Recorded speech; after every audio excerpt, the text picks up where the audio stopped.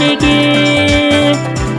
Ina amarya, ina amarya, fito fito yau ranar rikice, mun tare ranar bikin kice, mai nafuka ga guri fice, dan karki zo ma ki karkace, sunnar mahaifin Batuli ce, kaga sunnar Rasuli ce, mai nafiki karka zo kaɗan bata.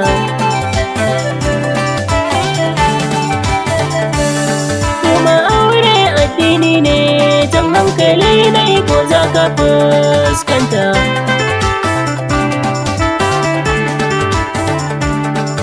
Alkhairi ake faɗa, in ka fitar sharri kanka zai kwanta. Farin ciki yau muke da ke, kin yi ado yau tsatsaf da ke, taho mu je gundunar da ke, ango yana son rawa da ke, mu buɗe fili sabida ke, ni kwana dokai tambari, sannan amarya sarauniyar ango.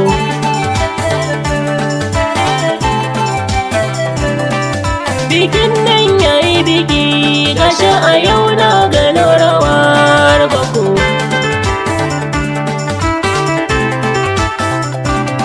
Kalli fuskar sarauniya, na ga tana dariya gaban ango.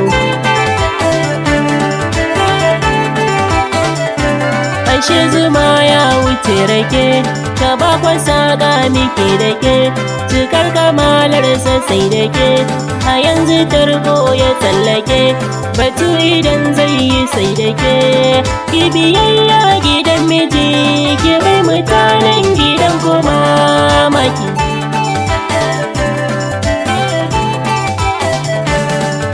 Amarya ki buɗe kunne, ki ɗauki duk shawarar iyayenki.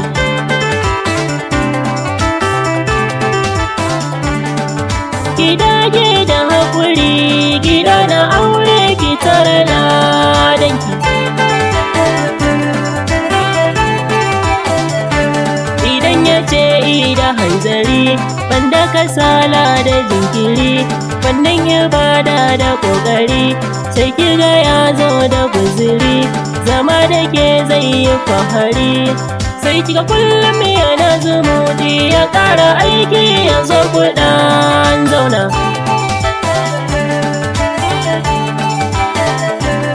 Ko da aiki yana tunanin ya ɗan kira ƴar waya kuɗan gana.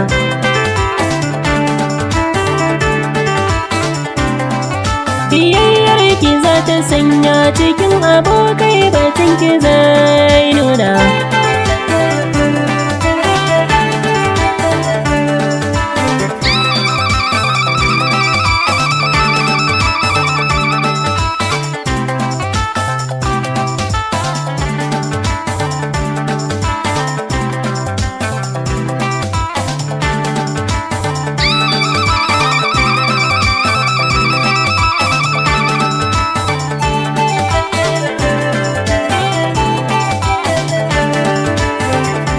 Gidan amare na gaida ku, antin amarya na sada ku, yayin amarya game da ku, kannan amarya na sada ku, ƙawayenta ma ba ni manta ku, na gaji go uwar amarya, a dole ne za na gaida ke mami.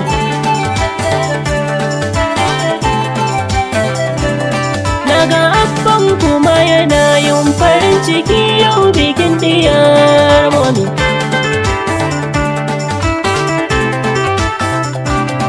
Kaka Allah ya ja da kwana, a yau bikin yar diyar gine mami. Dangina ango na gaida ku, kannan mahaifinsa har da ku, yayuna ango na sada ku, kannai na ango game da ku, abokai ma ba ni manta ku, na gaisar da ke uwa maba da mama mahaifiyar ango.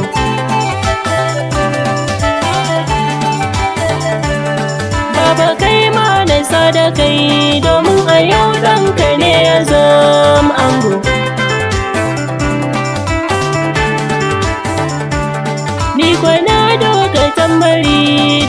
bikin ɗanku ne ya zama ango. A yau muna miƙa godiya, taron bikin babu makiya, kowa ya zo gun yana gaya, taron miya tashi lafiya, ya Rabbana min yi godiya.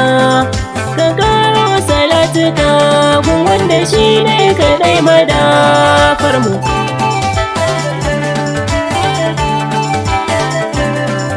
Kan sani ito zari da wanda sunnarsa ce kaɗan bamu.